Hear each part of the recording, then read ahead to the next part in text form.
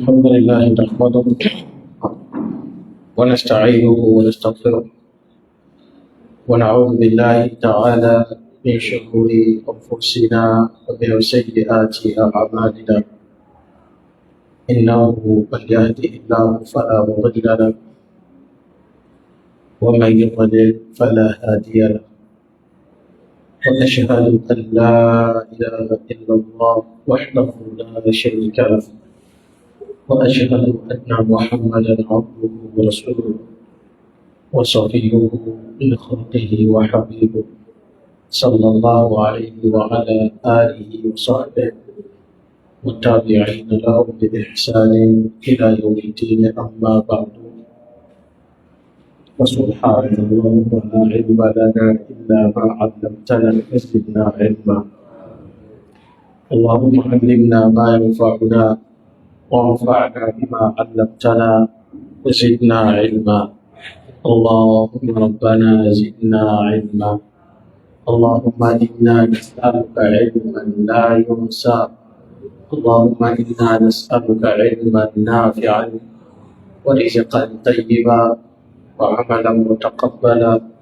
وشفاء من كل داء اللهم إنا نسألك الهدى والتقى والعفاف والغنى يا حي يا قيوم برحمتك نستغيث أصلح لنا شأننا كله ولا تكلنا إلى أنفسنا طرفة عين اللهم صل على محمد وعلى آل محمد كما صليت على إبراهيم وعلى آل إبراهيم إنك حميد مجيد اللهم بارك على محمد وعلى آل محمد كما باركت على إبراهيم وعلى آل إبراهيم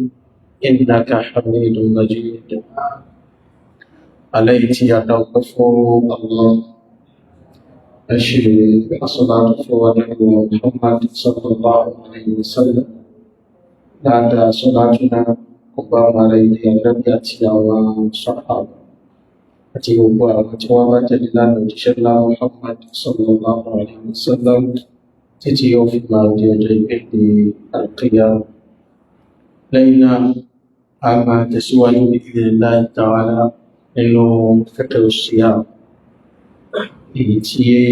àlàyé rẹ̀ ń wáyé láti inú tírà sifatu sawmi nabiyyi sallallahu alaihi wasallam fi Ramadan. Àwọn ọmọ ẹgbẹ́ wa pẹ̀lú ọba wa ọ̀rọ̀ tí ìsì tí Allah subhanahu wa ta'ala tí ìsì tí òjíṣẹ́ rẹ̀ olùwàjọ́ jáde ó mẹ́jọ jẹ́ lọ́wọ́ jáde ọ̀rọ̀ ìfẹ́ inú àdánwò ní fún wàlúfà àti ìgbàgbà ní sọ̀rọ̀ lọ tó wá fi tọ́tọ́ fẹ̀lẹ́bílẹ̀ tó bá wá sọ́fẹ̀ inú ọlọ́njọ́ jáde mẹ́jọ sọ́fẹ̀ inú gbogbo dábà sọ̀rọ̀ ìwà mẹ́ṣàjẹ́ kó ṣe dédé qala Allah قال رسوله قال الصحابة من يقرأ سبيل تفضل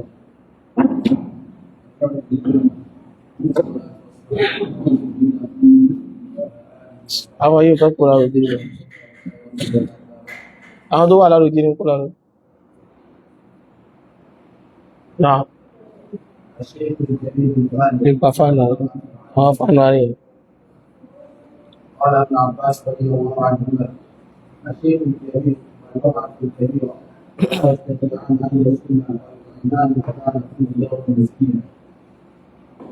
فاخذ الرسول وصححه عن طريق الرسول عن ذلك عن ابن عباس قال الذين يكتبون وجوه من طعام يقول وهو الشيخ الكبير لا يستطيع النافذة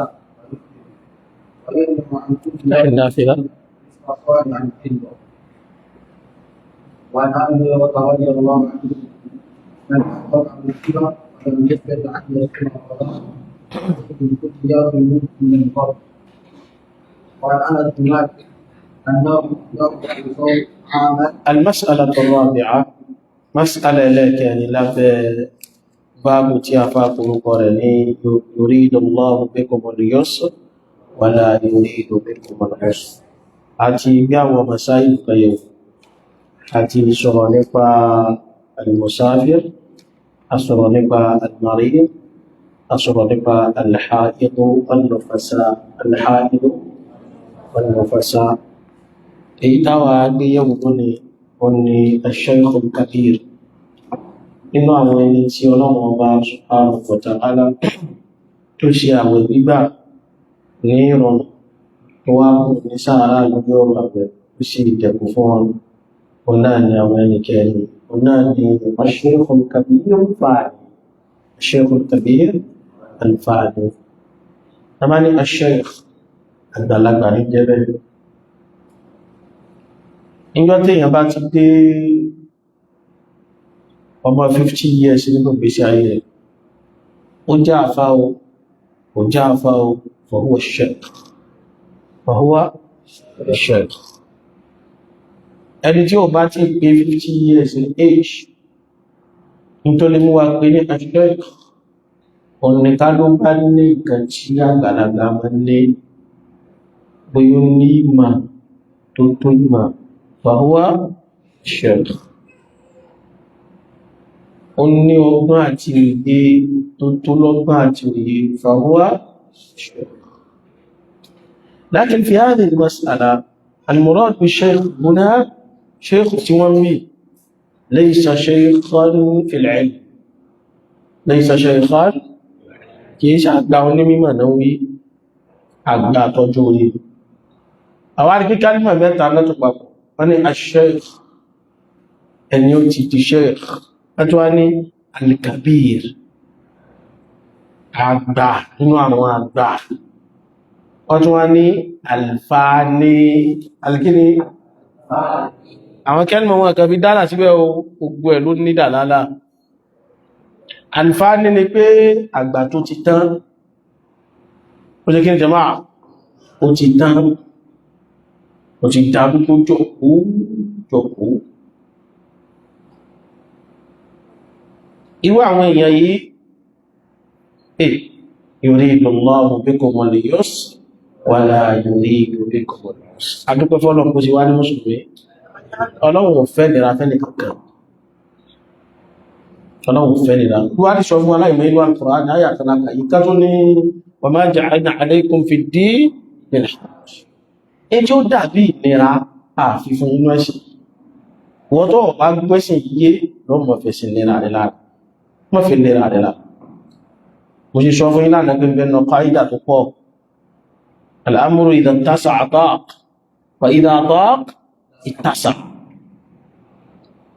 Àmọ́káwá fún ìyàn pa ìsìláàmù ìṣẹ̀lẹ̀. Irú àwọn àgbàlagbà Sheikh al-Kabir al-Fani tó ti fàníyà, ó ti tán. Irú wọn, Ọlọ́run ní mo gbé àwẹ̀ kúrò lórí wọn. Àmọ́ Ọlọ́run ò bùn wọn tán yányán, kò bùn wọn tán yányán. Ẹni kejì tó tún wá jọ bẹ́ẹ̀, ó ní wal-mar'atul ajuz, wal-mara, àtóbìnrin àgbàlagbà tó náà ti di ajuz, ó ti darúgbó. Ṣọ́rí kẹ́lìmọ̀ al-ajuz ó wá láti bí ajz, ìkágara. Ó ti darúgbó débi pé kò lè dá nǹkan kan sí mọ́. Ṣé ìwọ́n náà mọ̀ ìyàgbó? Irú àgbàgbó bẹ́ẹ̀ Ọlọ́run ló sí ẹ̀jẹ̀ fún wọn bí ọrọ̀ àwẹ̀. Mìírànà ìyáyí láti pàkíyèsí gan. Àkíyèsí wàhálà táwọn èèyàn dálẹ̀ sí àwọn Ọlọ́run ilẹ̀ Yorùbá. Ìmọ̀ tọ́lọ́run wà pẹ́ wánú Al-Qur'ani látòkè délẹ̀ ẹ̀kẹ́rẹ́ lójọ́. Ó ń la àwẹ̀ táwọn èèyàn fọwọ́ ara wọn dìsáìnì tí wọ́n ń pè ní àwẹ̀ arúgbó, àwọn kọ́ àwọn arúgbó sínú ìdààmú. Oṣù tí wọ́n ń pè lóṣù àwẹ̀ arúgbó, ó náà lóṣù Rọ́jàb. Oṣù tí èsì oṣù àwẹ̀, oṣù ọ̀wọ̀ ni, àmọ́ kìí ṣe oṣù àwẹ̀. Ẹni bá wá láwẹ̀ tí wọ́n sábà gbà tẹ́lẹ̀ kóṣù ní ó tó dé pé a ń gbàwẹ̀ Monday,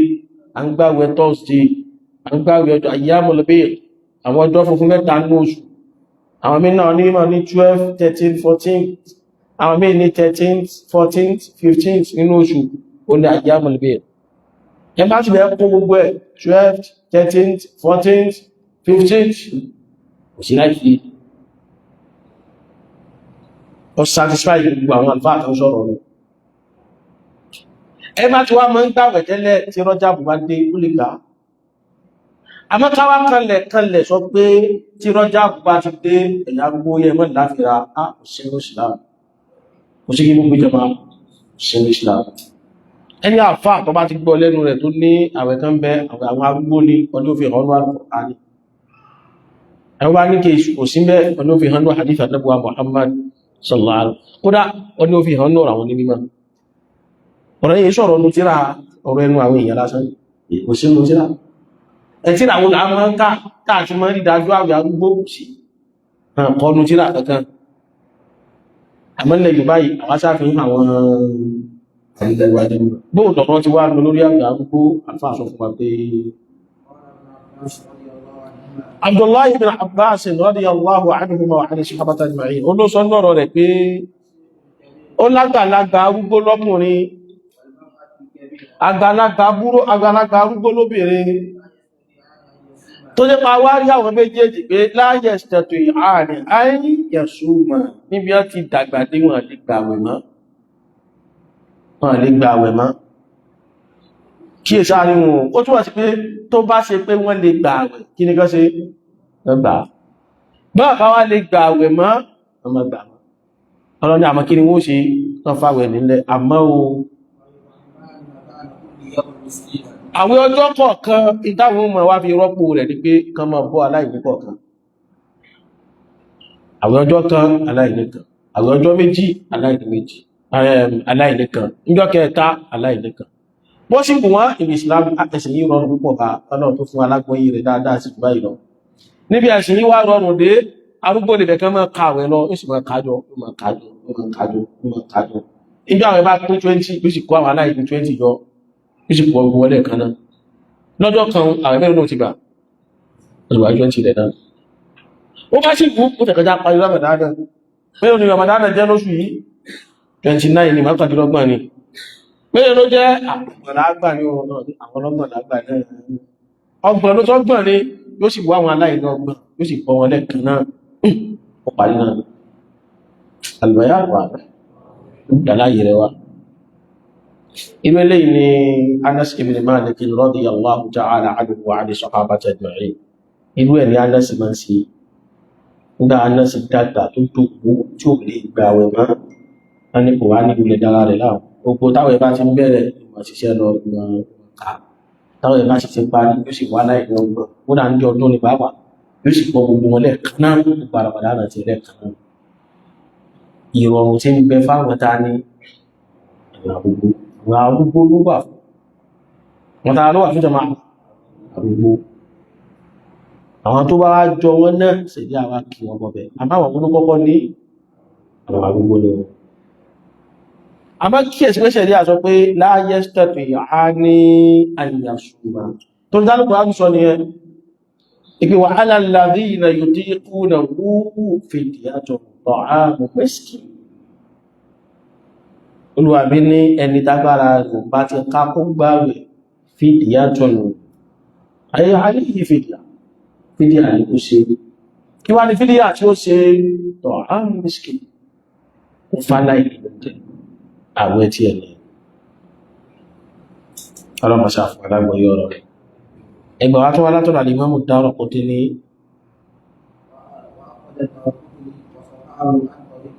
min tariqi وعلى الذين يطيقونه فدية طعام مسكين يقول هو شيء كبير الذي لا يستطيع الصيام فيفطر ويطعم عن كل يوم مسكينا نصف صاع من طعام. طيب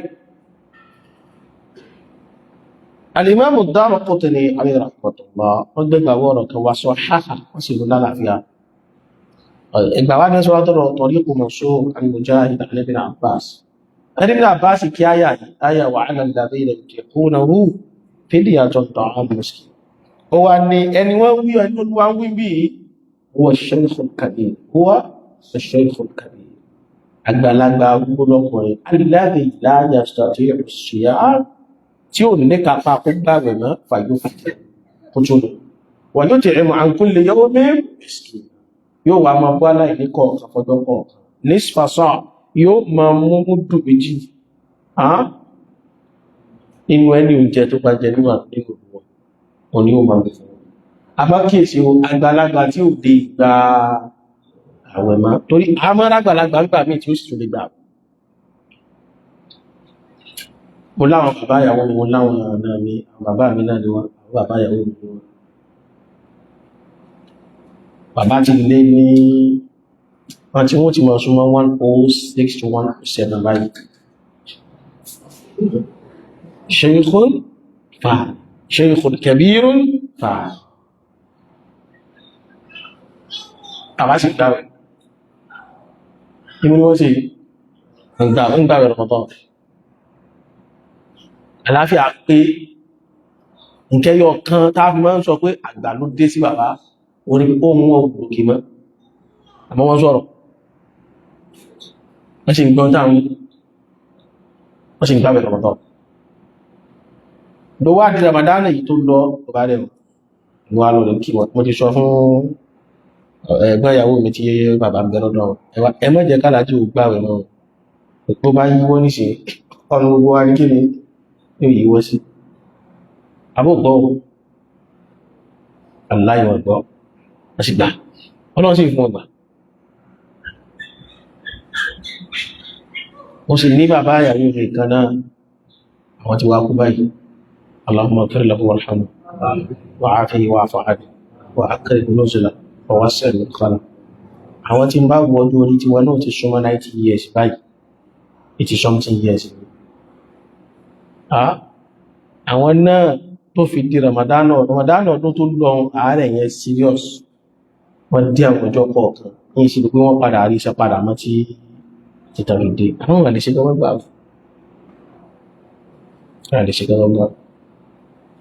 tó tí ń túmọ̀ sí pé àmọ́ ráwọn àgbàlagbà mí tí wọ́n sì ní kápá àti ẹni bá ti ní kápá àti gbà àwẹ̀ kí ni kó ṣe ọgbà àwẹ̀ ní tí wàá mọ̀ ìmọ̀ tí alájù lọ́dún ní ìpadà tí wàá bèèrè tí alájù tó gbà rẹ̀ lọ́dún ní lẹ́yìn tí èèyàn túnmọ́ wà lára 10 years lọ́fà àmì ìgbìmọ̀ tí ń bẹ lára àwọn bàbá ní pé àláfíà ń bẹ. Àníjọ́ kan èmi ní wà sí ládùúgbò wọn mo wá yá ẹ̀rọ mo fẹ́ yà ní mo bá pè pé sálájì ń bẹ lẹ́nu mo sá ti pé wọ́n wà nílẹ̀ níbi kan èdè lásán náà èèyàn bá bá ti mọ́ bí inú ọ̀nà kan sí lára ìgbàṣà lọ pé bí àwọn sáà níjọ́ kejì náà wá sọ fún mi kí ṣé mo mọ́ bí dára jù lọ bẹ́ẹ̀ náà sì máa jù lọ irọ́ o wọ́n sì gbéra títí wọ́n sì lọ wọ́n sì lọ ara wọn lágége ní òkú láti ó sì mọ́ lọ́wọ́ agége bóò náà ti lọ ọ̀nà dá lọ fún ara wọn náà ẹ̀ṣà lọ ìwá bẹ́ẹ̀ ti gbé wọn àlàáfíà ní jẹ́ bẹ́ẹ̀ ṣogbó lá ń lọ mo là ń pọ̀ ní pé àgbàlagbà ní ìbẹ̀ tó lè gbà irú wọn kí ní kan ṣe tó ní gbogbo wákàtà sọ bí áyà náà lọ́wọ́ pàyẹ pé wà á ń tà súnmọ́ olúwa ní kẹ gbà rẹ̀ ló dáa fún ojú abẹ́ni tí ò bá ti gbà alàlàrí ilẹ̀ ìdé ipò náà wúú fèdè àtọ̀ ẹgbà áfà ẹjá túbọ̀ tàbí òní lánàá lọ sí ọlọ́run tàà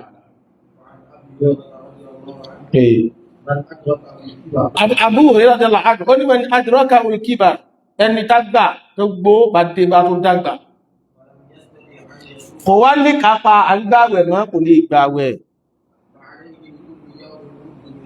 fa alayhi li kulli yawmin muddun min qamar lójúmọ́ kọ̀ọ̀kan àkógbọ̀nà máa ṣe múdù kan nínú kọ́mọ̀ oúnjẹ tí èyàn bá sáà ti ń jẹ láwùjọ tí èyàn bá wá olè yóò fi dì ánàsì náà tún dá sọ́rọ̀ yìí náà a ní Anas ibn Malik radiyallahu anhu wọ́n ní ó lẹ lọ́dún kan láti lè gbà àwẹ̀ agbára rẹ̀ ká kó gbàwẹ̀ lọ́lọ́dún ó wá sí abọ́ fẹ̀rí ìdí ọgbọ̀n wàdá àfàlàfíìnà miskina ó wá pé àwọn aláìní ọgbọ̀n fa àṣùgbà àgùn ó sì bọ́ wọn yóò rẹ̀ kan náà kí a ló ṣe bọ́ wọn yóò rẹ̀ kan náà alákólẹ̀ ha kí la fẹ́ mú ní pé àgbàlagbà ogó àwẹ̀ kọ́lá gbogbo àmọ́ tí ò bá ti lè gba àwẹ̀ kí ni yóò ṣe kí ni yóò ṣe fìdíà tí ó wá ṣe ní pé tọ́hán mẹ́sìkì ó fálà ìpín ní oúnjẹ yóò bẹ́ ọlọ́mọṣà fún wa ní àgbọ́yọ́rọ̀ ìwá ẹ̀yẹ mas'ala tó wá tẹ̀lé alhamilu wal murdi alhamilu nínú àwọn ẹni táwọn alfáà mọ́ ń kà fáwọn àgbàlagbà gbogbo ní alhamilu wal murdi alhamilu wal murdi ó ní obìnrin tó lóyún sínú obìnrin tó kíní tó lóyún sínú wal murdi al-murdi olóbìnrin tí ń fọ́mọ lọ́mú obìnrin tí ń tọ́mọ lọ́wọ́ ìdájọ́ kan náà ní ń bẹ láàrin òun àti obìnrin tí ó lóyún sínú àwọn méjèèjì ọ̀nà wo ni wọ́n gbé gbà àwọn àlùfáà sọ pé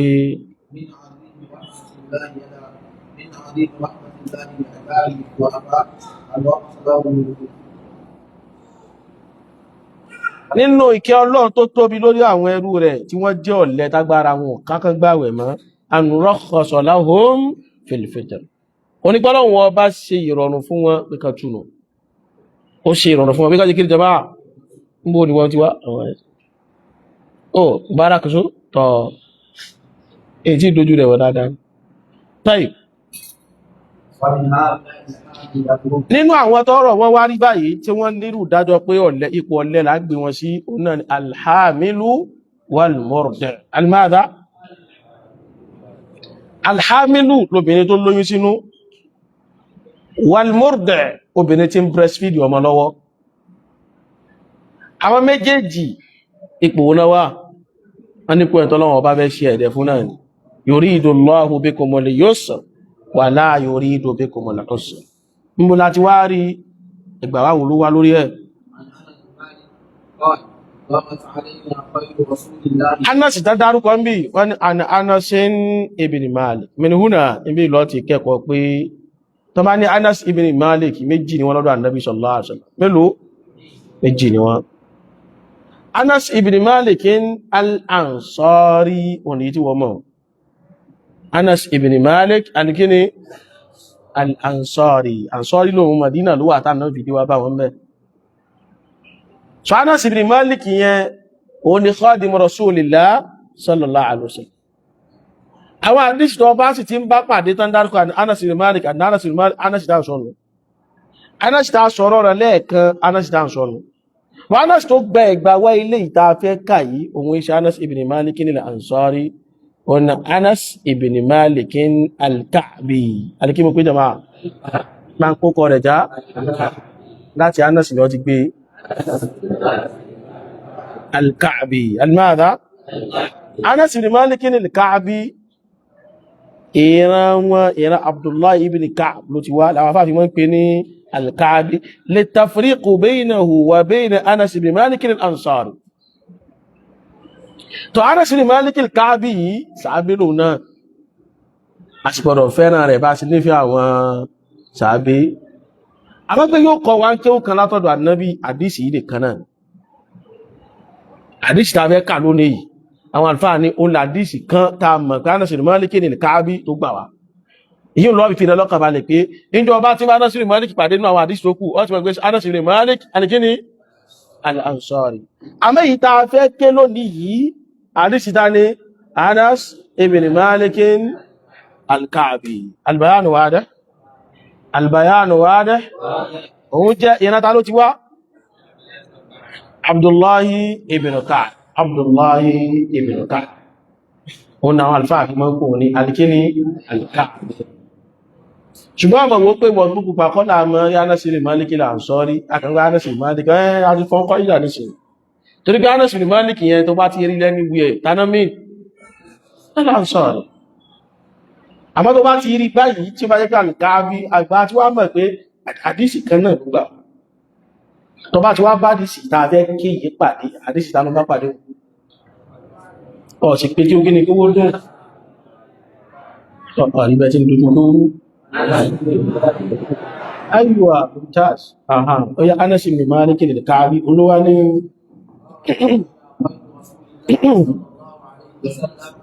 وأتيت رسول الله صلى الله عليه ó وسلم là nẹ́bí lọ́dọ̀ àwọn ìjọ kan ànẹ́bí pẹ̀ sí dé olùn wa lọ rí bá nẹ́bí sallallahu alaihi wasallam Anas bin Malik al-Ka'bi ní sọ̀rọ̀ yóò fọ́pàá jáde tù kú yàtà ọ̀dà ó ní ṣùgbọ́n hálù tí mo bá nẹ́bí ìjọ náà mo bá nẹ́bí pa nẹ́bí jẹun ọ̀sán ìjẹ gọ̀dá ó là nẹ́bí wa sọ fún pé ó dùnú fakol bá ń pè kí wà bá ó dùnú fakol ìdá ìmọ̀ sọ ìwà pé wà jẹun kí lárúbá tí wọ́n yìí ọgbọ̀ ó dùnú fakol inú Maqamatul Hariri gbà bẹ́lẹ̀ kí ó ara wọn bí ta àádùn mọ̀kọ́mọ̀ ní nígbà mọ̀kọ́mọ̀ ó ti sì wá sí fáwọn èèyàn bẹ̀rọ náà ti wá mú àwọn èèyàn àti inú àti òkúrọ́ ni ogbó tó ní káwọn èèyàn mọ́mọ̀ sí oníwọ́mọ̀ mú tí oníwọ́mọ̀ sí gbámọ́ ó wá sáwọ kọ́nà àbìkan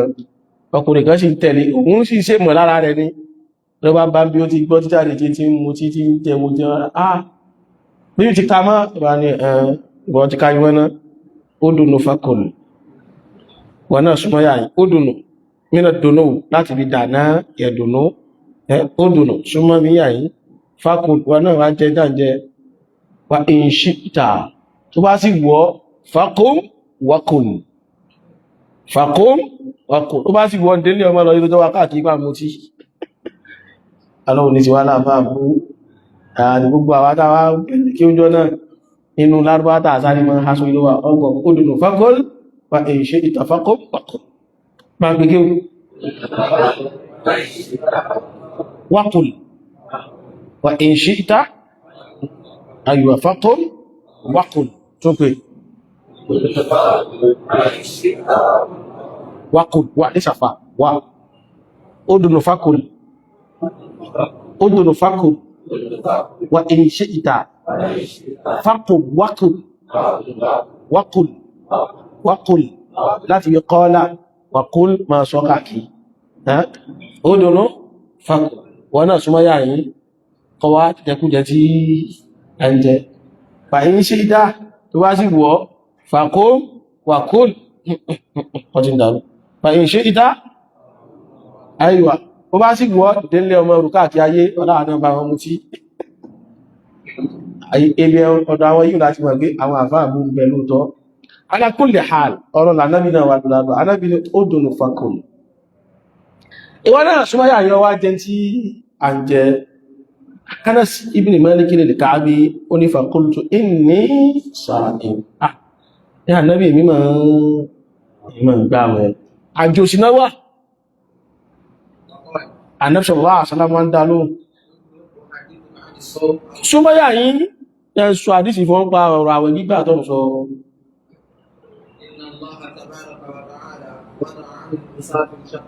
lẹ́mọ̀ kí ní kan inna Allaha ta'ala ọba wa bá látọ̀ ríhun tabaraka wa ta'ala wádọ̀ àánìlì musafir ó gbé mú òfẹ́ni tí máa ń ṣe ní àjò ṣàtọ̀rọ̀ kiri ó gbé ìdajì irun ó gbé kú òfà ní àjò ó yọ̀ dáadájì irun fún bẹ́ẹ̀ dájú ẹ̀kọ́ lóòtọ́ sọ ẹ̀ká àmọ́ ṣe kí ni hospital ó ní bó ti wá ṣe fún arìnrìnàjò lórí irun yẹn ó ní wà á nílẹ̀ hàmìlì wà lè mọ́rùdí as-sawm ó wá gbé kúrò fún alhamil aláboyún wà lè mọ́rùdí àtẹni tí ń tọ́ ọmọ lọ́wọ́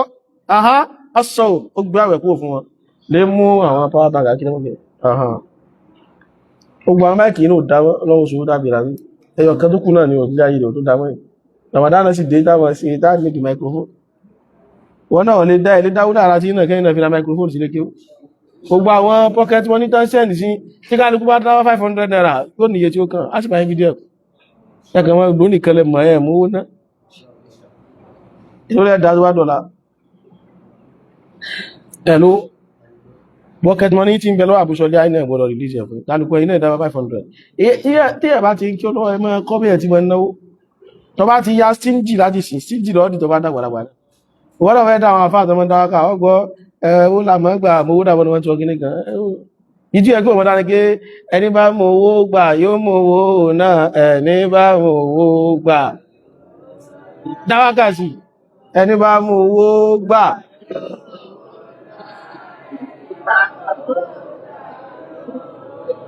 ẹni bá mú owó gbà yóò mú owó náà ẹni bá mú owó. èyí wà àwọn ẹni tí ọ̀rọ̀ tí mo sọ yìí tí ó ṣe láǹfààní lọ́la àwọn tí ó dáwó pé èmi náà fẹ́ dá sí máìkì a sì fẹ́ ra máìkì lọ́la pẹ̀lú ògùn ọlọ́run èyí wà àwọn ẹni tí ó dáwó ẹjí wájú wá dáwó ọ̀ṣìra rẹ ni ọ̀ alákólè hàn níbo láti lọ́gbó láti bọ̀ ni pé Anas ibn Malik al-Ka'bi ó lára bí wá ní wà á nílẹ̀ hàmìlì wal-madha wal-murdi'i as-sawm ẹni bá wá jẹ́ aláboyún wal-murdi' àtẹni tí ń tọ́mọ lọ́wọ́ as-sawm Ọlọ́run wá gbé àwẹ̀ wá gbé kó fáwọn ó gbé kíní kó ó gbé àwẹ̀ kó fáwọn Anas ibn Malik wá búra ó ní wallahi ìfòlúwà mi búra laqad qala huma an-nabiy sallallahu alaihi wasallam kilayhima aw ahadahuma Ànábì dákọ̀ ọ̀rọ̀ méjèèjì ni àbí kí ní kanu aláboyún àti ẹni tí ń tọ́mọ lọ́wọ́ bó ni ò bá ti wá rí fún mi bó ni ò bá ti kó wá jẹ́ pé jọ́dá Ànábì ni wá jẹun ìbá jẹun ní ìjọ náà kí n abẹ́ mú bẹ́ẹ̀ kó ti kó wọ́n sì gbé sí ìjà Ànábì tó tó wá ní àdífì yìí àwọn àlùfáà mọ́ nínú ọwọ́rán àdífì Anas ibn Malik al-Ka'bi àwọn àlùfáà tí wọ́n ní káláboyún mọ́ wulẹ̀ gbààwẹ̀ kí ẹni tí ń tọ́mọ lọ́wọ́ náà mọ́ wulẹ̀ gbààwẹ̀ kí láwọn méjèèjì ó wá ṣe àwọn kan náà àwọn àlùfáà wọ́n ní fídíà ní kó ṣe pé ìdájọ́ aláboyún àtẹni tí ń tọ́mọ lọ́wọ́ ó dàbí ọ̀rọ̀ àgbàlagbà tá a sọ lẹ́yìn níṣò wọ́n ní sáwẹ̀ padà àdífì wọ́n lẹ́rí wọ́n dàbí sí àwọn tí wọ́n wá ní gúgù aláboyún àtẹni tí ń tọ́mọ lọ́wọ́ kí wọ́n san padà náà ní àwọn náà tún dàbí sí ẹwà sí wo fíkì tí wọ́n mú jáde wọ́n mọ̀ ṣàdúrà fáwọn ní mímọ̀ ọlọ́wà kẹ́ ọgbà wọn fà ọlọ́wà sọ wọ́n lẹ́sùn olóore àwọn ní mímọ̀ ti ṣiṣẹ́ kalẹ̀ sọ́rí gbogbo àwọn gbogbo àwátàdé lónìí àti ìlú ẹ̀yí báyìí náà tẹ́ kí olóòrùn wàhálà táwọn ẹ̀kan ti ṣe láfẹ́mọ́ wá jẹ́ ọ̀gbọ́ wàhálà táwọn ẹ̀kan ti ṣe oníkíní láfẹ́mọ́ wá jẹ́ ó dàbí bàbá kan láàrùn ìgbà wọn pè mí àwọn kìmí díẹ̀ wá kìmí tán àwọn kò tí ọ̀rọ̀ kan àwọn àlùfáà wa ọdún láti ṣe olùfà Najmuddin Sulaiman hafidhahullah ọlọ́ba kẹwàá ìwà aṣọ a ní àwọn pé bàbá jọ kan àwọn wá kí wọn pé ẹkú gbìyànjú bàbá ní ẹ má sọ pé ẹ má kí àwọn àbáwọn kú gbìyànjú mọ́ ẹ má sọ pé ẹkú ràlẹ̀ rálẹ̀ gbìyànjú àwọn wá rò pé ràlẹ̀ rálẹ̀ gbìyànjú wọn ní nígbà ìbá wá ń kírú àwọn èyí báwọn kú gbìyànjú bóò lẹ́tí wá kí àwọn sàbí àdáwì dákùn ràlẹ̀ rálẹ̀ gbìyànjú wà lóògbà bí ṣe ràlẹ̀ rálẹ̀ gbìyànjú àwọn sàbí ti ṣiṣẹ́ bẹ́ẹ̀ náà wá lọ́rọ̀ mímọ́ Wallahi àwọn àlùfáà ti ṣiṣẹ́ ìtọ́jọ́ kù ní pé ọ̀tọ̀ ọba dé lónìí bí ọba ní kàtírà dé lójú ìlú tó dé ìwọ òwúrẹ̀ nídìí kọsẹ̀ mọ́ ronú àpárí àkànlọ títí wọ́n ti bọ́ ronú kalẹ̀ wọ́n ti bọ́ ṣiṣẹ́ kalẹ̀ ṣẹ́rí àdìdì tó igbó tó fẹ́ gbóyé ní àyà kan àwọn kan ti gbóyé láti ọ̀ lè mú tuntun wà mọ́ ọdún tàbí Kùránì sọ kalẹ̀ ọdún tàbí sàtẹ́bì ti wà ìwọ òwúlé wá dé kọ gbóyé jù àwọn yìí ní àwọn tí wọ́n yí mọ̀ túnmọ̀ ràn wá ní ṣúnlẹ̀ pé fáhàmù sálà gbogbo tí ó bá jórí tó fẹ́ dìmú bí áyà àwọn sàábé ti dìmú náà fi ṣorí rẹ̀ kò sí mi tí wọ́n mú wá mọ́ ọlọ́dá kòkòrò sàánú ìkọ̀kan tó àwọn àlùfáà tí wọ́n ní bó làwọn ṣe lo àdísì wọ́n ní a tí bá nàbì ló sọ pé inna Allaha tabaraka wa ta'ala wada'a 'anil musafiri shatra as-salam pé ọlọ́wọ́ bá gbé kúfẹ́ ní tí ń dáàmì ẹni tí ń arìnrìnàjò ó gbé ìdájì ìrún fún ayọ́ ó yá ìdájì tó lọ ń yọ̀ǹda fárìnrìnàjò ṣé tó bá délé tí ó mọ́ sọ̀dájì ẹ padà ìdájì ẹ̀kùn ló ti jẹ́ ẹ̀dáwọn ó ti lọ ọlọ́yọ̀ǹda rẹ̀ ọdún lẹ́ti wá ní kó wá sáwẹ̀ padà nígbò ṣe pé ìdájì irun tọ́lọ̀ fún ọlọ́run ṣe kí ni yọ̀ǹda wọ́n ní nǹkan mú àwọn ní nǹkan mú àdísì ní sọ̀pọ̀tì wà ní sọ̀pọ̀tì àwọn afáàkìjì náà wà dáa wọ́n ní ẹ̀yin kọ́lẹ̀ làdísì àwọn aláàrí àwọn tàà ní kó san padà àwọn aláàrí kí ní jọmọ́ àwọn aláàrí bóò ló ṣe jẹ́ tó fi jẹ́ pẹ́ wọ́n ní kó ti jẹ́ ẹwúrú àdísì ìpé ìgbà tọ́lọ̀ fẹ́ yọ̀ǹda àwọn kò yọ̀ǹda rẹ̀ tán yányàn kí ló ṣe partially láti mọ́lẹ́dé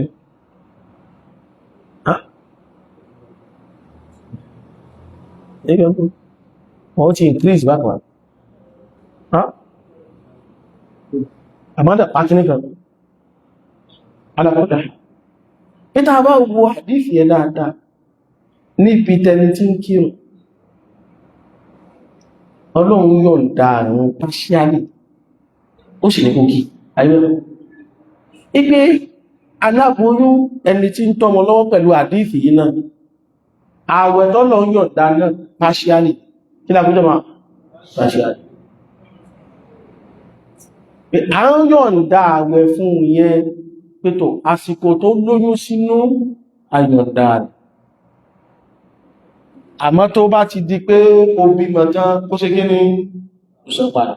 àwọn ni ojú táwọn ó fi wà lágbóyún tàwọn o ní ojú fàmọ́ǹkà nàbàrí dọ́rùn áó àlásàfàrí fàídà tó ìdàjọ́ tó bá ti wá ní báyìí tọ́ kẹ́lìkà kún mọ́ ilẹ̀ ìṣẹ́ níwọ̀n ìtumọ̀ yẹ́lẹ̀ wọ́n fi kí ní jọmọ́ ìṣẹ́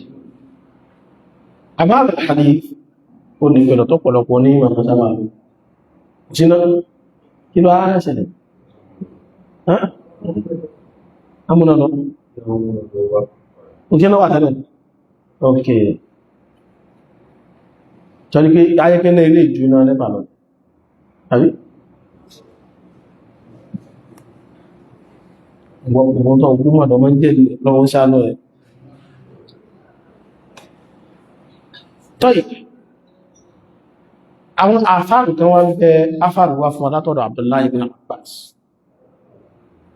Abdullahi ibn Abbas ní wọ́n nú àfáàrù kan ó ní rukhisa li shaykhin kabir wọ́n ṣe ẹ̀dẹ̀ fún àgbàlagbà arúgbó wal ajuz al kabira àtàgbàlagbà arúgbó lóbìnrin fi dhalika níbi ọ̀rọ̀ yẹn níbi àwẹ̀ wa huma yutiqani as-sawm táwọn méjèèjì ò sì ní kápá kan gbàwẹ̀ an yuftira insha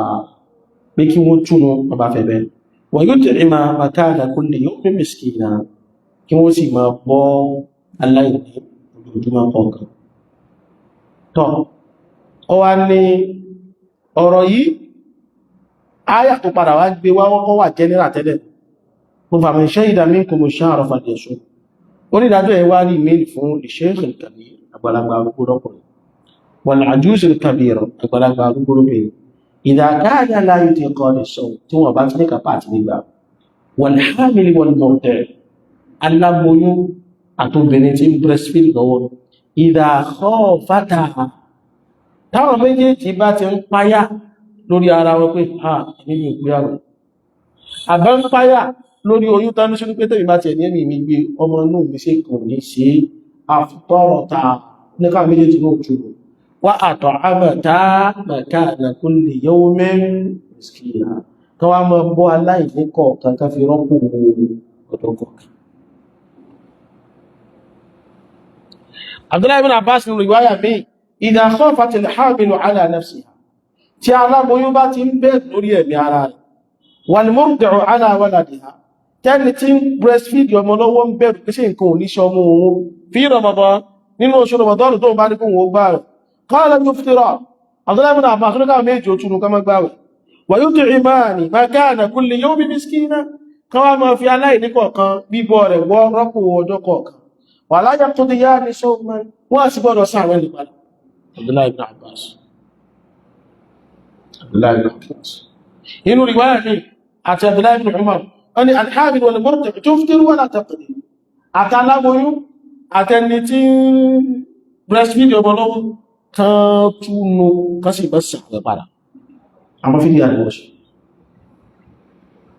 Abdullahi ibn Umar wọ́n ní àwọ rẹ̀ béèrè lọ́wọ́ rẹ̀ sàbí àgbà ní Abdullahi ibn Umar wọ́n yíya ṣùgbà ìyàwó sì bẹ̀rẹ̀ lójú ọ̀nà pé tọ́ bóò ní ti wá gbà wọn Abdullahi ibn Umar wà ń dáná pé aftiri lẹ́júnú wà at'imi an kulli yawmin miskina kó sì máa bọ́ aláìní kọ̀ọ̀kan láti fi rọ́pọ̀ àwọn ọjọ́ kọ̀ọ̀kan wà látẹ́kùnrin mọ́ṣẹ̀ṣẹ̀ pa Nafi' mawla Abdullahi ibn Umar ó lọ́mọ obìnrin Umar kan ti ń bẹ ní ọkọ rẹ̀ ìran Qurayshi وكانت حاملا أما عبد الله بن عمر وان بن موي فأصابها عطش في رمضان وبما جاء من رمضان فأمرها ابن عمر أن تفطر وتطعم عن كل يوم مسكينا جاوي دوغاو قوسي مبو على الفرقوا شبان النزاع والخلاف الواقع في المسألة تقوى بمسألة خلاف كل بارد àwọn onímọ̀ kan ojúkọ́ àwọn fi ń wo ni pé aláboyún àti àtẹni tí ń tọ́mọ lọ́wọ́ àtẹ bá sọ wọ́n di kí wọ́n gbààwẹ̀ mọ́ ọ̀pọ̀lọpọ̀ obìnrin ni ò ní gbààwẹ̀ mọ́ torí pé ọ̀pọ̀lọpọ̀ obìnrin ò ní kúrò láàrin méjì àbí tó bá ti dàgbà tó ti síwọ́ ọmọ bíbí lókù àyílẹ̀ tó wọ́n ti wá sí báwọn obìnrin pé ẹmọ́ bí sí ẹmọ́ rẹ̀ sí tí ẹgbẹ́ tó bá fọdún yìí lóyún ọdún tí ń bọ̀ kí ní ó fi ṣe yóò bí tọ́mọ̀ ọdún tí ó bá tẹ̀lé kí ní ó tún ṣe ó tún lóyún ẹ̀ṣẹ̀ ní kó sọ padà àwọn ẹ̀dàwẹ̀ ọdún mélòó ọdún mẹ́ta ọdún tó tún tẹ̀lé kí ló fi ṣe ìjọba tọ́mọ̀ àwọn ọdún mélòó ọdún karùn-ún kí ló tún ṣe ó tún lóyún ọdún kẹfà kí ní bí ṣe ọdún keje kí ló ṣe ọdún kẹjọ ń kọ́ ọdún kẹsàn-án ọdún kẹwàá tọ̀pọ̀ ní ó ṣe sàmì ọdún mẹ́wàá tí ọmọ tó wà ọdún mẹ́wàá ọgbọ̀n lágbà ọgbọ̀n times 10 kí ló jẹ́ ó ní kó wá sàwẹ́ 300 ọ̀pàá bá ẹ̀rà wọn ní ìmọ̀ kan bí wà gbogbo ẹmọ́jà obìnrin ló mẹ́ ẹja fi wọ́n lẹ̀ pé ká mú fatuwa Abdullahi ibn Abbas àti Abdullahi ibn Umar sàábí Ànábì sí làwọn méjèèjì ẹwọ́n bẹ̀rẹ̀ dára aláwọ̀ àti lọ́dọ̀ sàábí àwọn tó sì kí ó lọ́dọ̀ Ànábì ní ẹ̀sùn wọ́n láwọn àfáà tánẹ́kó sán padà á ní yóò sán náà bóò ní àwọn àgbà wá gbé situation ìkalẹ̀ pé tọ̀ tó bá lórí lọ́dún ní tó bímọ ní yóò wá bí ó ti sán náà ẹ̀rí ti di pé àkàfẹ́ fagídí bọ́ afẹ́ fagídí gbé wọlé nù àmọ́ kìíní ìgbàlá èmi personally àti personal experience mi ó jẹ́ kí mi ó rò pé káàkàn mọ́mọ́ tí ogun aláboyún àti gbogbo ẹni tí ń tọ́mọ lọ́wọ́ síbi opinion gidi opinion tán lè pọ̀ kí mo ló ṣe ọ̀pọ̀ ìgbà bí ìbẹ́ obìnrin mi tó bá wà ní oyún olégbà èmi ti rí nínú ìyàwó tèmi tí ń fòrò gbáwẹ̀ ó dàpọ̀ tí rẹ̀ tó bóyí oṣù mẹ́jọ sí ìgbà bóyé lè fẹ́ rẹ̀ ń bẹ́ mílíọ̀nù dọ́là ní ìmọ̀ bóyá wọ́n ní àmá ìmọ̀ wáyé bẹ́ mo ti rẹ̀ ní tí èsì ìyàwó mi náà tó yí pé níjọ́ tí ó bímọ inú àwẹ̀ wà ọmọ tó bí ló bá àwẹ̀ rẹ̀ jẹ́jọ́ náà ẹ̀jẹ̀ bímọ tó jáde lára rẹ̀ tó bá àwẹ̀ rẹ̀ amákiní yìí dájọ́ yóò ṣe generalize kí mo ní kò ṣe mọ́ generalize ẹ̀ kọ́ a mọ́ sọmọ́ aláboyún pé ìbíyàwó àfáàkiní kan ni ó ara yàtọ̀ sára o obìnrin ní ìpẹ́ níjọ́ tó bá ti lóyún báyìí tí ó fi bímọ orí bẹ́ẹ̀dì ló wà kò ní gbádùn rẹ̀ bí ṣe rẹ̀ lọ́rùn ṣe orú ní tí ó mọ̀ ọrú gbogbo nǹkan ní ó mọ̀ sí ó jọ tó bá tó bímọ tí ó rí ìlú àríkó gbáwẹ̀ ọpa ọdún pé ẹ̀rọ obìnrin ní ìpẹ́ oyún ni ò wá ní fi gbàwẹ̀ tó bá ti bímọ tán ikú breastfeed kò kọ fún láti mọ́ gbàwẹ̀ ṣọ́ṣì ọ̀pọ̀ mọ́ jẹun nígbà yà rẹ̀ obìnrin míì wá ń bẹ ọmọ bíbí nìkan ló wọ́n lè fi gbààwẹ̀ torí pé ọmọ sì fẹ́ jẹun lára rẹ̀ àmáká lóyún ọlọ́run bá fún lókun àti àtàgbà rẹ̀ tọ́rọ̀ bá ti wá di báyìí ìdájọ́ báyìí yóò ṣe generalize àwọn àwọn advice àwọn obìnrin gbogbo obìnrin tó bá mọ̀ pé òun ní okun àti agbára láti lè gba àwẹ̀ kí ni kó ṣe kò gba àwẹ̀ obìnrin tó bá mọ̀ pé òun ò ní okun àti agbára láti lè gba àwẹ̀ kí ni kó ṣe kó fàwẹ̀ lẹ̀ tó bá fàwẹ̀ lẹ̀ kí ni kó tún ṣe gbogbo ara ọ̀ṣẹ̀ṣọ́ bá náà ìmí tún bẹ sọ àwọn ọ̀rọ̀ sọ fún wa pé wà á ń tà súnmú ààlé sọ wà á ń tà súnmú pẹ̀lú làkúnmá ààlé sọ́nù ẹlòmíì wọ́n ń bẹ náà tó yẹ pé táìmù tó bá ń breastfeed àbí tó lóyún kò lè gbàwẹ̀ tẹ̀léra wọn ni mọ̀tẹ́ bá ní kó pọ̀ ọjọ́ kan lọ́sẹ̀ kan àbẹ́yọ̀ kan láàrin ọjọ́ mẹ́rin ẹyọ̀ kan láàrin ọjọ́ márùn ó sì lè gbà wà á ń tà súnmú ó gbà kò bá jẹ́ pé oṣù mẹ́jọ ní ó fi gbà àwọn ọgbọ̀n tán ẹ̀yẹn kó spread yẹ bí a ní oṣù kan ọgbà mẹ́rin inú oṣù kan bí a every week 1 day in a week ó lè fi gbà ọ̀ tó bèèrè bá rí kóhun sì lè níru strength yìí pẹ̀lú yún àbóhun lè níru strength yìí pẹ̀lú breastfeeding ó ṣe é báyìí ó lóore ju olófẹ́ ṣe fídíà rẹ̀ torí ọ̀rọ̀ fídíà ẹni bá ń ka tíra ọmọ ogun tó lọ láàrin àwọn àfáà tó méjì ṣe fídíà obìnrin aláboyún ogun ìgbọ̀nì tí àwọn àfáà gbára mọ́fà but gbogbo wọ́n jọ àgírí pé tágbára rẹ̀ bá kápó gbà àríjà súnmọ́ ìrìnà ibi disagreement ti wá ní pé ẹ̀wà ni ó mọ́ gbà rẹ̀ ẹ̀wà ni ó mọ́ lọ́dí ṣe fídíà ó já gbogbo ni lẹ́yìn tó fàtà arúgbó fi di pé kó mọ́ wùlẹ̀ gbà rẹ̀ mọ́ ni pé arúgbó ò ní ìgbà ọ̀dọ́ tó fẹ́ padà wá mọ́ ayé ẹ̀kọ́ ni ìjọ wá ti darúgbó débi pé kò lè gbà rẹ̀ mọ́ kò lè gbà mọ́ tí ó fi kúrù túnmọ̀ rẹ̀ albayanu wà bẹ́ẹ̀ obìnrin aláboyún àsìkò tí ń sáfí amọ́ lọ́wọ́ náà ní gbogbo ń tẹ́ṣọ́ yóò padà dáwọ́ ọmọ bíbí náà ni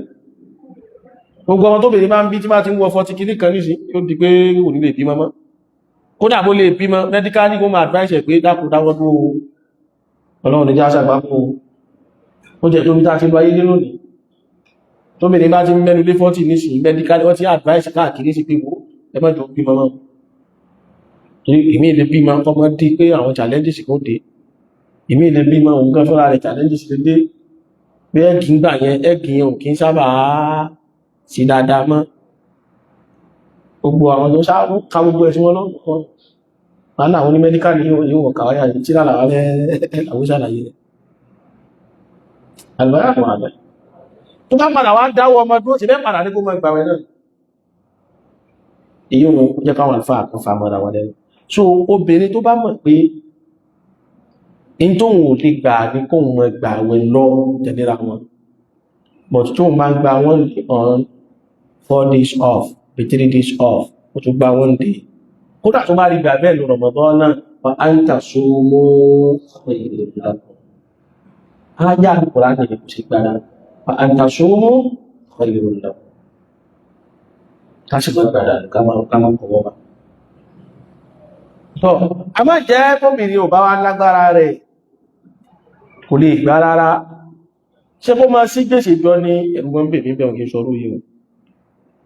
ẹ̀wọ́ a máa ń wè mí pé tí ó bá tẹ́gbé kò lè gbá ó ti try gbogbo possible kìníta week kò rí kankan sí mẹ́ tọ́ kò mọ́ fìdíà Allahu a'lam kó ṣe kí ni kò mọ́ fìdíà kó lè mọ́ ní gbèsè lọ́rùn tó ló tàbá ní kó máa sí jọ a sì lẹ́ máa bí sí ẹmọ́ rẹ̀ sí láàrin bí ọdún mẹ́wàá ibi ń bí ma ń pa mọ́ ní ọ̀tọ́bìnrin bá délé ọkọ̀ kó máa kò sí tọwá sí ní ọkọ̀ máa bí sí kọ́ máa pa mọ́ ní pàtíwẹ̀ sí àwọn tí ràn níbẹ̀bọ̀ náà tí dọ́nà ọba mọ̀ àwọn tó máa ló sí ọmọ bẹ̀rẹ̀ òsì bẹ̀rẹ̀ tọ́ ẹyọ kan tó gbé láti náà sí kò sí ọmọ ẹbọ̀ ọjà náà ọmọ bẹ̀rẹ̀ ọrọ̀ bẹ̀rẹ̀ ní kí mo pé ọrọ̀ bẹ̀rẹ̀ ọmọ bẹ̀rẹ̀ owó bẹ̀rẹ̀ ọmọ bẹ̀rẹ̀ ọlá bẹ̀rẹ̀ Anas ibn Malik radiyallahu anhu àní sọmọ́lá ajma'in inú tó ní ká Ànábì ṣàdúwà fún Ànábì ó ṣàdúwà fún Ànábì Allahumma akthir malahu wa walada Ọlọ́run Anasi yìí Ọlọ́run jọ ní owó kó sì ní ọmọ tó pọ̀. Wọ́n wá ń ka owó tí Anasi ní bí Anasi bá gbé yẹ̀pẹ̀ kalẹ̀ tó polówó rẹ̀ yẹ̀pẹ̀ ó sì gbowó yóò tà tí ó gbowó ní sí. Àwọn ń ka ọmọ fóun nìkan nígbà tí wọ́n mọ̀ ka ọmọ Anasi àtọmọ ọmọ they are over 100 children ó nìkan ní over.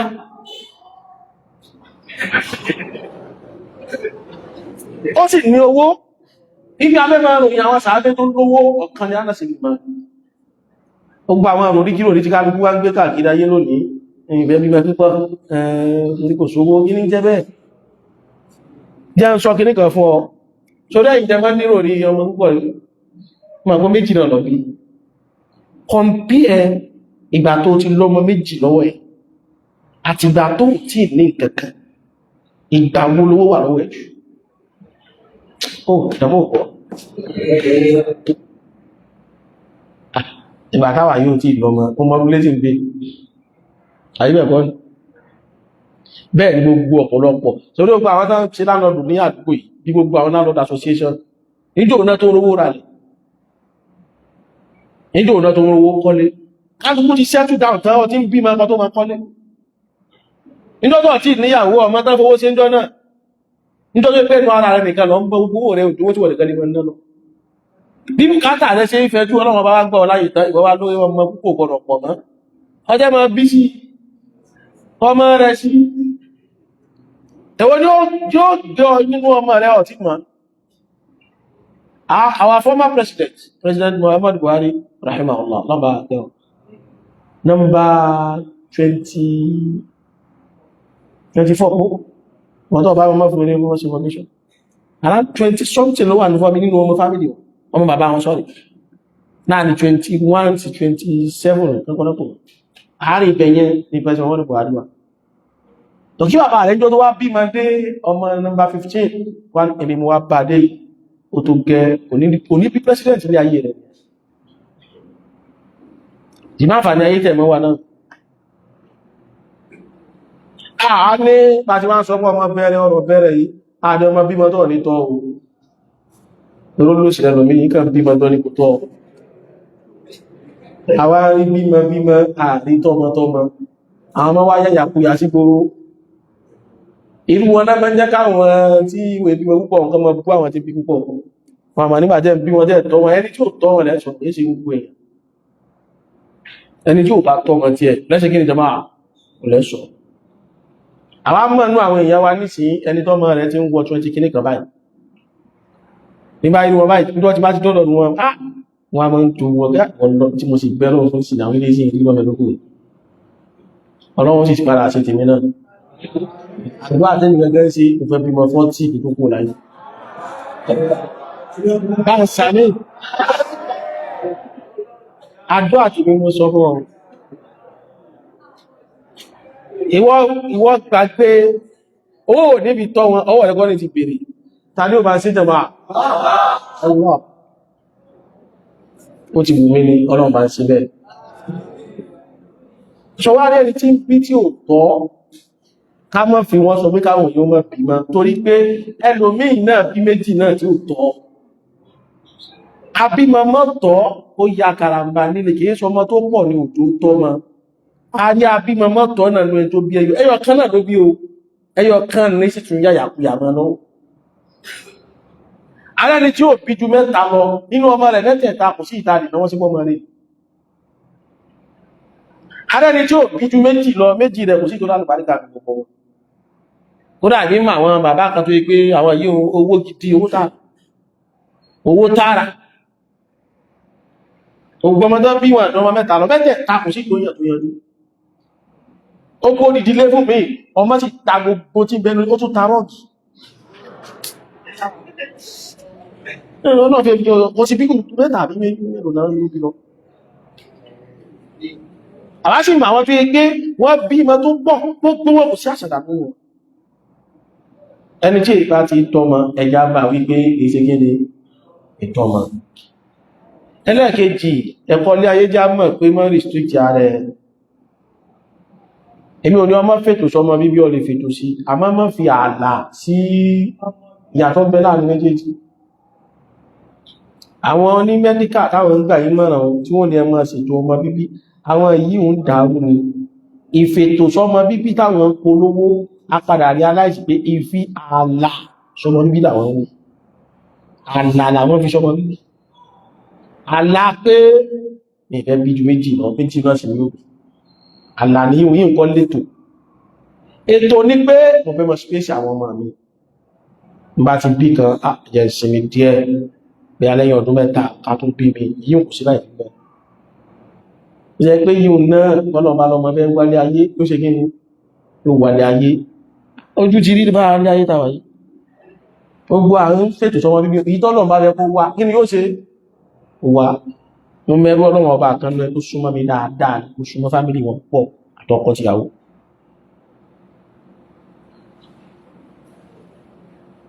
ìyá tàwa wí yìí àwa bímọ ó wá tó táìmù kan wá advice for medically pé ẹ jẹ́ kí ìyá yóò sí ọ kí náà wá sí fẹ́ lo abẹ́rẹ́ ọ̀pọ̀ òkè ẹ̀fẹ̀ kan tá inú mọ̀ náà lè béèrè lọ́wọ́ àwọn oní family planning ọ̀gá tó bí dípò ó wà effective jù tán fi lè dènà pé yóò mọ̀ dé oníkan tá inú mọ̀ èyí tí ń wí yìí wọn kọ́ láwọn sọ fún mi kọ́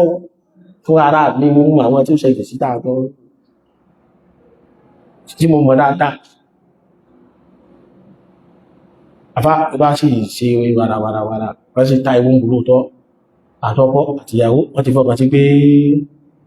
lásìkò tá wà yìí tọ́ sí kìrì kan ó kàn dáró àsìkò kan ní mú bá rí menstruation àwọn akẹ́ ibi medical doctor kan tó súnmọ́ wọn dáadáa pé ìmọ̀ rí báyìí kí ló lè fa àbí kìrì kan ìyẹn náà wà wí ẹ̀ pé wọ́n ti tá wọn mọ̀ wá tí ẹ̀ wá rí gbogbo àwọn tí wọ́n ń kà kí ń sàwọn ṣé ẹ̀sìn rò pé ẹ̀sìn lóyún báyìí ìtàn ṣàgbáyé rẹ̀ lóyún wò ọgbọ́pá ti táyì àti délé ọmọ adépa mo tó fẹ́ gbá ọ̀rọ̀ mẹ́díkà mọ́ fọ́ nígbà mi bí a kẹ lọ ṣe tẹ́ẹ̀sì bí náà sọ ẹgbẹ́ ìtẹ́bí lè sọ jẹ́sì ní ẹfọ̀ náà wọ́n bá dá ọ̀nà tí yóò sọ nígbé ilé yóò gbọ́n wà tún sáà ní pé ní ò bá tó tó bèèrè ò bá rí menstruation nìkan ó wá tútù pé já tó tọ́rọ ìpé ẹwẹ́ àwọn tí sọ tẹ́ẹ̀sì fún yìí afá nígbà tí wọ́n lọ rí ṣe tẹ́ẹ̀sì bá àwọn títí kò ti lóyún wọ́n ti dílé ọmọ pa ìlúgbò ọlọ́run fi ṣẹlẹ̀ ẹ̀rọ níbi ìṣẹ̀lẹ̀ àwọn ẹni tí ó wí oyún wá dúró bá di àwọn yóò náà mọ̀ ní ìgbà tí wọ́n dé ọ̀nà dókítà tó tá ìwé ìgbà but impossible ẹgbẹ̀gbẹ̀ ẹgbẹ̀ ìsinmi èbó gbogbo ìpọ̀ èbó náà ń sọ alọ́lọ́run ló ti rí bẹ́ẹ̀ ó dèbólẹ̀ ó padà gbà pé yes inú ìríbẹ̀ lóòtọ́ ọlọ́run wá fẹ́ fi àjùlọ hàn wọ́n odóṣù kan méjì lọ oyún ìwà wálẹ̀ àwọn aṣègbòdó ẹ̀kan ṣe àwọn ti táyẹ̀ àkíní ìwà bẹ́ẹ̀ lóòtọ́ nígbà tí mú ìwó sinmi kò tún pẹ́ díẹ̀ oyún ìwà wọlé àti ọdí jábọ̀lá rẹ̀ lórí ìrájà kíkọ̀ rẹ̀ mo jàbọ̀lá ń bẹ́ẹ̀ mo jẹran jẹja ó jẹ́ kí mo padà pọ́ǹtì mọ́júmọ́ lèmi náà jẹun dé kí la fẹ́ mú bẹ̀rẹ̀ pé gbogbo family planning dá ń sọ yẹn ọmọ tó náà bá fẹ́ kó wáyé kí ni yóò ṣe eléyìí wọn àwí fún mi o tí mo mọ̀ ní sọ yóò ọ̀rọ̀ mo kánú tíra tí mo kánú ìwé ìròyìn kọ́ èyí ṣe lè lábá tọ́wọ́ bá fẹ́ mẹ́ni ọmọ lè mọ́ lé wọn báyìí pé ó yá ẹmọ́ ṣàlàyé bó ti ṣẹlẹ̀ tí pọ̀pọ̀ kò báyìí kò jùkọ́ yá ẹmọ́ bá ń sọ experience pẹ̀lú mo lágbọ́ láti mọ̀ ní pé ọmọ bẹ̀rẹ̀ kí ni gbẹ́nu rẹ sọ́run ọmọ bẹ̀rẹ̀ àmọ́ mọ́ ìyá àbímọ mọ́ṣe kí ni gbogbo ọmọ tọ́lọ̀ bá fún ọ gbìyànjú pé gbogbo wọn gbọdọ̀ yàn wọ́n sì gbọdọ̀ yànjú eré yẹn kí wọ́n mọ́ sá ṣọ́ṣì eré tó ń sá yẹn eré tó ń sá lórí ọmọ kọ́lọ mọ́ fi yàn tí ó fi yànjú ọ kájẹ́ kí gbogbo abí amú mẹ́lẹ́ iná ṣọ́rí iṣẹ́ ti ẹ lọ́nà nǹkan pé fún ọ mójútó mọ iṣẹ́ tọ́lọ̀ gbé fún ọ kí lọ mọ́ wà á yà eventually kò sí lọ́wọ́ ẹ̀rí kankan ní gbogbo wa wàhálà tá ń ṣe lórí ọmọ ẹgbọ́n ọmọ òbí tí ó bá dí o wàhálà wa kọ́ o ń tọ́lọ̀ bá fẹ́ kọ́ mọ́ ó dí lọ́wọ́ ṣe kí ní jọmá ọmọ dí o ló jẹ́ sí gbogbo abiyamọ dáàbá ń fẹ́ lórí ọmọ wa lásìkò ìtawà yìí kó dàbí fún àsìkò yìí number one aláyàgbọ́ àdíkágbára lóòrùn ni lọ́sàn ni ìwọ gẹ́gẹ́ bí bàbá àṣẹ ní ẹnu rẹ lórí ọmọ rẹ ìwọ gẹ́gẹ́ bí ìyá àṣẹ ń bẹ lẹ́nu rẹ lórí ọmọ rẹ mọ́ ṣàdúrà fáwọn ọlọ́run bá ń ká darí àwọn ọmọ yìí bá ń tọ́ ọmọ yìí tí mo fẹ́ kọ́ ọmọ yìí ń yára sọ ní gbogbo confidence tá a mọ́ ní lórí skúù kan la fọmọ sí ilé kí ó kan la fọmọ sí aláì irọ́ lásán gbogbo ẹ̀rọ irọ́ lásán gbogbo ẹ̀rọ ibi tó rò pé best school nìyẹn ó lè jẹ́ bẹ́ẹ̀ kan lọ́mọ rẹ̀ ó ti kọ́ ìkọ̀kọ̀ wálé ibi tó rò pé best ilé kí ó yẹn bóyá bẹ́ẹ̀ kan lọ́mọ rẹ̀ ó ti kọ́ ìkọ̀kọ̀ wálé ọlọ́dá púpọ̀ sáàmù ẹnì kọ̀ọ̀kan wa ètò lọ mú ayànà bí ìgbà náà sọ̀rọ̀ òbí aláboyún ọlọ́run yóò dá àwọn ẹ̀rẹ̀ àwọn náà láti wá àṣíkẹ́ mọ́ bí sí tọ́wọ́ sí kíní ọmọ tó wọlé ọkọ láti the age of 20 years yóò ṣòwò abiyamọ from that time tó fi dé bí ọmọ 40 years yìí range 20 years yẹn yóò wà láàrin ó ń bímọ ó ṣe kíní ó ń tọ́mọ ó kéré jù ní àrírí tó bá kú bẹ́ẹ̀ lọ́wọ́ bá ṣe tó fún mi ohun yóò bímọ mẹ́wàá yóò bímọ mẹ́wàá wá wò káwá ní láti 20 years yẹn títí wọ́n ṣe bẹ́ẹ̀ kó wọ́n wá ní kó wá mọ́ sí àwẹ̀jọ ó túnmọ̀ sí pé for good 20 years yóò bímọ jẹ́ gbèsè àwẹ̀ 30 times 20 kí ló fún wa àwẹ̀ 600 àwẹ̀ tó lóge 600 wọ́n ní kò nìkan wá sángbà pa sí ọmọ bíbí wàhálà nìyàn o lè bíbí mú kí fún pé ó ṣe kí ni ó fìdíà yóò má láàfíà wá yóò mú kí ni wá ó má láàfíà bákan náà lórí ọ̀rọ̀ àwọn ní family planning tí mo yà sí wọn mo fẹ́ fìdí ayé kan mo fẹ́ fi ṣàǹfààní fún wa tó rẹ́ lómi ní máa gbọ́ tàà sọ pé mo bí sí wá kí làbá yín wí wọ́n ní òyà gbé mo tún mẹ́ni nìkan ipò àfáà ní wá sí wa lọ́dọ̀ ìyá wọn ìkúnlẹ̀ mẹ́ta ìkúnlẹ̀ nínú tí ó mọ̀ túnmọ̀ kí o bá ní ìkúnlẹ̀ mẹ́tàlá ìyẹn ni pé ìyá wọn bímọ 13 times ìtumọ̀ rẹ̀ ní pé 13 ni wọ́n ní wọ́n jọ lọ́wọ́ ìyá mélòó ni wọ́n 13 àwọn yóò sábí amaláyé ọwá bí ń gbé kí ló ṣẹlẹ̀ pọ̀lọ́wọ́ gbádọ́wọ́ báyàwó tọmọ bá ti wá ń dàgbà díẹ̀ ẹ̀sìn kú ọmọ bá dàgbà díẹ̀ ẹ̀sìn kú ọmọ tí a yẹ bí láti nọmbà 1 dé orí nọmbà 10 ìkankan ní wọ́n sí láyé lọ àwọn tó kú tí wọ́n wá ń kú lọ́mọ ìyá yẹn tọ́jọ́ ń sọ ọmọ ìyá àwọn mẹ́ta tán dé lórí mẹ́wàá yẹn àwọn nọmbà 11 number 12 number 13 àwọn tó kù tí a ń rí pé òun fọmọ ọlẹ̀ sáyé ìyáwó sí láyé mọ́ ní sí àwọn mẹ́tẹ̀ẹ̀ta wọn èmi mọ̀ méjì láàrin o máa fà wá ó sì máa búrú ọ̀tẹ̀lá ẹnikẹta nìkan ọ̀yà ìyàwó wá ń ṣòwò ọmọ gómi lórí ẹlẹ́gẹ̀ẹ́jọ ó ní èmi ò bímọ tí condition bá gbéyàn bẹ́ o máa dára rẹ̀ láàpọ̀ condition ló dé obìnrin gbà míì tí máa ń ṣòwò ọmọ lọ ó lè dá àárín kan kó ní challenges ọkùnrin náà wọ́n níbẹ̀ òun náà lè máa ṣòwò ọmọ lọ ó dá àárín kan kó ṣe kí ní ní challenges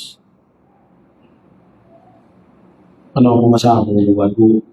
ọlọ́run ṣàlẹ̀kùn dáadáa fún wa ẹjá tó bá ìlálẹ̀ ayé ẹ̀kọ́ ọlá àmà sọ̀rọ̀ nípa ìmọ̀sílá tó rọ̀ bí àtàṣà tí ń ṣe al-iftar al-mala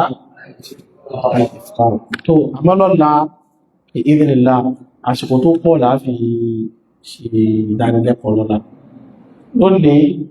èmi mú ṣàdéhùn fún ìlànà pé aago 2 láti bẹ̀rẹ̀ mo ti wá gbà pé mo ní meeting kan tó wà very very important pẹ̀lú àwọn àgbàlagbà kan déédéé aago 2 náà làwọn àfi sí wọ́n sì sọ fún mi gẹ́gẹ́ tó mú táìmù nínú mo ní pé ìjọ monday nìkan ráyè dáadáa àmọ́ kàtà àfihàn sọ̀rọ̀ láàrin ní ìrántí meeting yẹn mọ́ so àwọn síwájú àdéhùn tí mo ní pẹ̀lẹ́ ìjọ ẹ má bínú pé èyí wá kíláàsì nínú àmọ́ lọ́la insha Allah àtàárọ̀ láti bẹ̀rẹ̀ ìgbà kò ní sí dáṣù lọ́la bí a bá lè gbàdé lọ́la ọ̀nà mọ́sàkùn ẹ̀rọ àkọ́kọ́ ẹlẹ́ẹ̀kejì ọ̀la náà ni gbogbo wa ó wá sínú mọ́ṣáláṣí tóró ṣeé ṣe kí wọ́n oṣù kọlà kò tiẹ̀ sí pé tó bá ní lówó èmi jù ọlọ́run tó bá wa yẹyẹ àwọn àgbà àmọ́ tó lórí fún wa báyẹ́bọ́lá náà ló lórí àwọn àrètí tó ọlá ó wá pẹ́jù aago mẹ́jọ láàárọ̀ náà ló ká gbogbo lọ ti palẹ̀ ní ẹnu rẹ̀ fún ìmúṣẹ́ pàtàkì jùlọ gbogbo àwọn tán ń yá òkè nílò wọ́n ti palẹ̀ wọn gbogbo ẹnu wọn àwọn obìnrin ó kó síbẹ̀ ní ọ̀la ẹ̀ sì gba ẹ̀fọ́ àwọn obìnrin náà kó ní hostel tí wọ́n náà àwọn náà kó ra wọn wá sí ìdájọ́ gbogbo akágbélé fọ́nà tó ra ọtí tèmọ́ ní ọ̀rọ̀ ọ̀nà máa ṣàfihàn wọn ṣe olóore sí o اللهم بلغنا رمضان اللهم بلغنا رمضان اللهم بلغنا رمضان وأعنا فيه على الصيام والقيام وأعنا فيه على الصيام والقيام وأعنا فيه على الصيام والقيام وصل اللهم وسلم على عبدك ورسولك محمد في سؤال تفضل أبو جزاك الله يلا ايش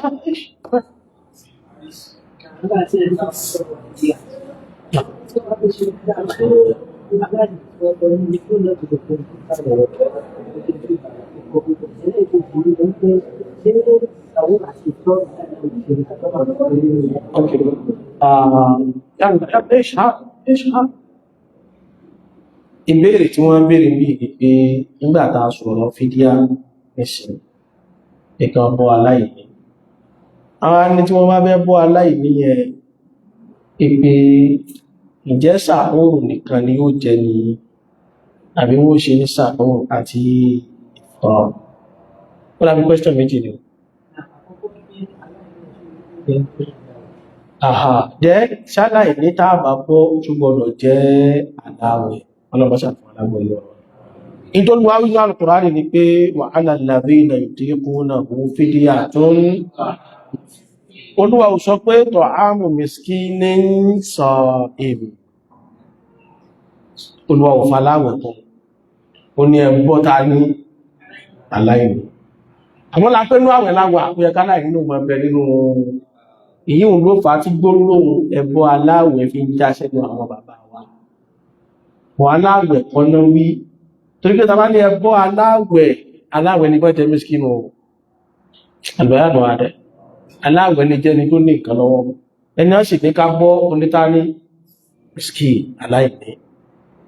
inú ọ̀sẹ̀ ó lè já aláìní tí nǹkan ó lè já rìnrìn àjò ó lè jẹ́ aláàrẹ̀ tó ń gbó gbàwẹ̀ tá lè bọ́ àbá àlébọ́ àlébọ́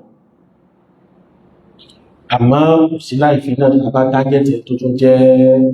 aláwẹ̀ ìbéèrè kejì wá ní pé ṣé àti sàhúr àti ìfítọ́rù ní táwọn bá ti gbóúnjẹ fún tó bá wù ó jẹ ní sàhúr ó sì tún jẹ ní ìfítọ́rù kódà kò nẹ́ṣẹ́sì kó yẹ pé níwàwẹ̀ láàbọ̀ aláì ẹni pa mọ́rọ̀ Anas ibn Malik wálẹ̀ kan al-Ansari pé tí Ramadan náà bá parí tán tó bá sì di ọjọ́ Eidul Fitr yóò sì kó àwọn aláìní ọgbọ̀n ọjọ́ tó sì pọ̀ wọlé kan náà ọjọ́ Eidul Fitr sáwọn aláwẹ̀ ló bọ́ àwọn ta ló bọ́ àwọn ẹni tí ó gbà ẹni torí pé èèwọ̀ ní ká gbààwẹ̀ níjọ́ ìrọ̀lọ́ so ṣáàrùtù pé kó já aláwẹ̀ òsìnbẹ̀ ṣáàrùtù ní ìfítọ́rù àti sàárù oúnjẹ ìjòkó kan náà tọ́lọ̀ bá wá dáyàn lọ́lá o pé yẹn ti wá rò pé á ìyàwó mi ò lè gbààwẹ̀ ìyẹn ti wá ní kọ́sítọ́mà ìyẹn ti láláì ní kọ́sítọ́mà pé ọmọ kí ó ní ẹ̀ka ọmọ kí ó ọlọ́run ọmọ kí ó kan náà táwọn náà wọ́n sábà gba mo káwọn kan ọ̀kàtígbà tí èdè wọn ẹgbọ́n tó lọ àwọn ẹgbẹ́rún kan mo sáré gbé yá kẹta àwọn gbé lánà bá jùlọ ìṣàwárá ọlọ́run ṣàánú rẹ̀ ìmọ̀bọ́ tó gbàgbé lọ́dún ẹ̀ mo mọ̀ ṣá so tàbá ní kọ́sítọ́mà bẹ́ẹ̀ pé wájú ọmọ kí ó ní Àbújá láì káwọ wá rò pé ó dà bí ọlọ́run kẹmìlé bá kò ní ìtàn ní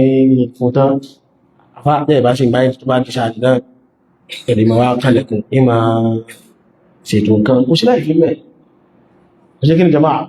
ó sí láì àmáwà aláṣẹ yíò èyí táwa tó kàn ṣẹ̀ríà ni pé ká bọ́ níjòkó ẹ̀ káwá ló ń jẹ tútù lágbé fún tá a pè ní múdù méjì lẹ́ẹ̀kan ẹ̀kọ́ wá ti gbé múdù ló jẹ tútù fún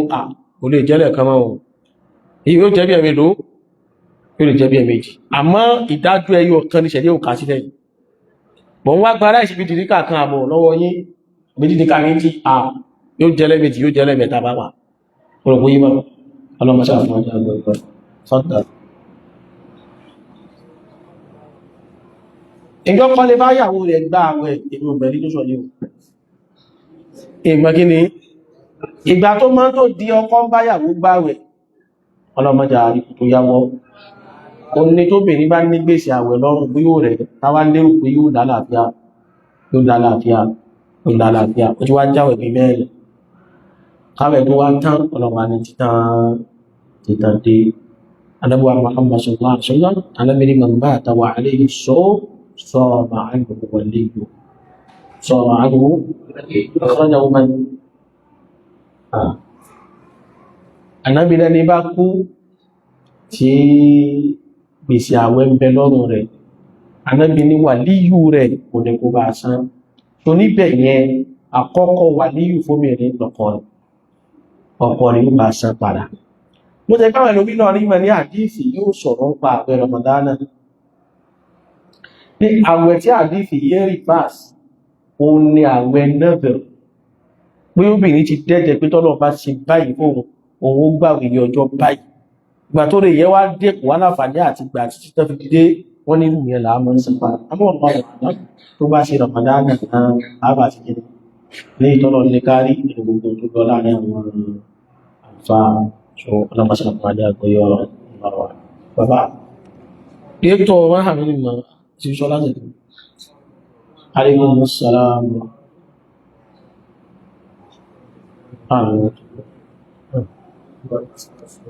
تفضل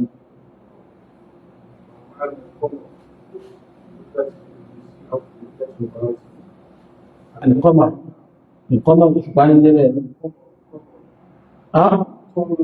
قمر قف ميم راء قمح أو قمح أو قمر عليه بارك الله تفضل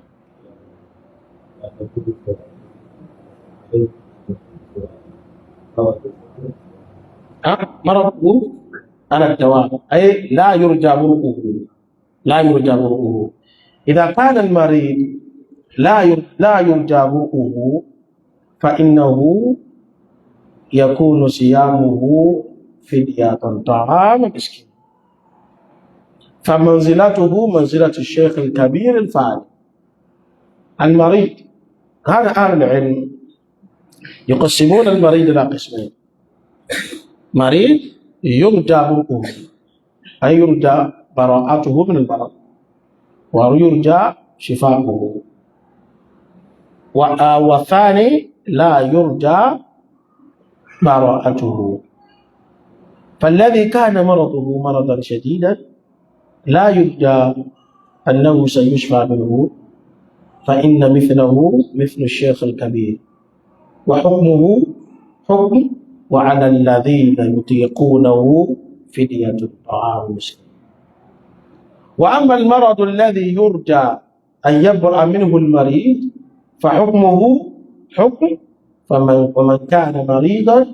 أو على سفر فعدة من أيام أرجو الجواب واضحا ìbéèrè ni pé aláàárẹ̀ tí a lérò kó lè wòsàn bí àárẹ̀ kí ni ìdájọ́ àwẹ̀ ara ní méjì aláàárẹ̀ táwọn orúkọ pé yóò bọ́ bí àárẹ̀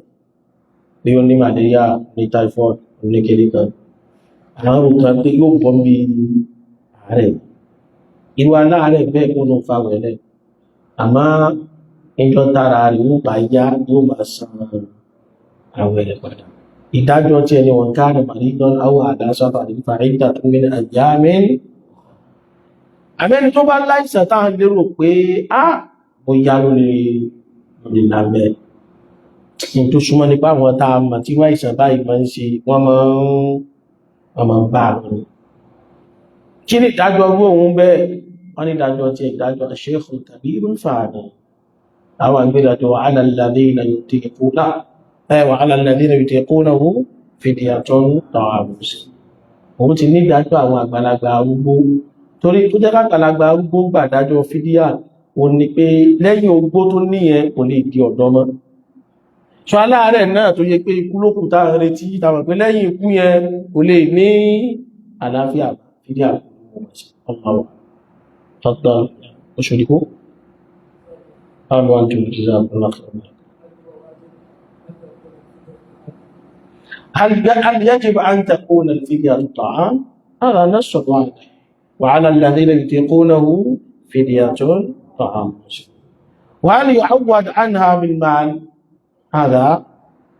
قال به بعضهم لكن الصحيح أن الله سبحانه وتعالى قال فدية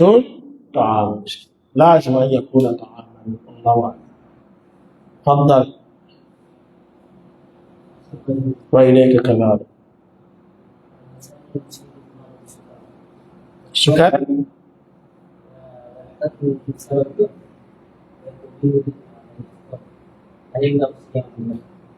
لا أفهم سؤالك جيدا أعيد البيان الإنسان يزيد من الإيمان ويحتكم بسبب ويقويه آخر فإنه صيام لا إذا لم يكن بمنزلة الطعام هذا يصح طعامه يصح طعام أما إذا كان بمنزلة الطعام له فهذا لا يصح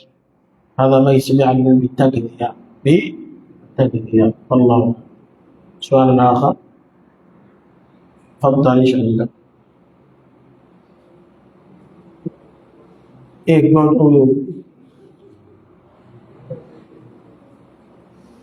sọ̀rọ̀ kò sẹ́ni tí ó mọ̀ sọ Yorùbá ha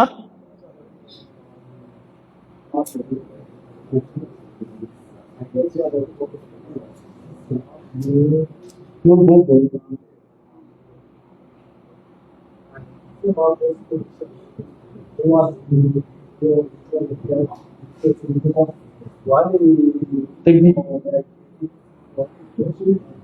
lórí rẹ̀ right àfáàní àdífì wá pàgbọ̀rọ̀ jẹun ló láàgbọ̀rọ̀ mọ́mí lórí ìgbó pẹ̀lẹ̀ àdífì wá pàgbọ̀rọ̀ mọ́mí gbóhùn lẹ́ẹ̀kan náà ìbọ̀ kálẹ̀ wá rìn lọ ibi tí wọ́n páyàn gán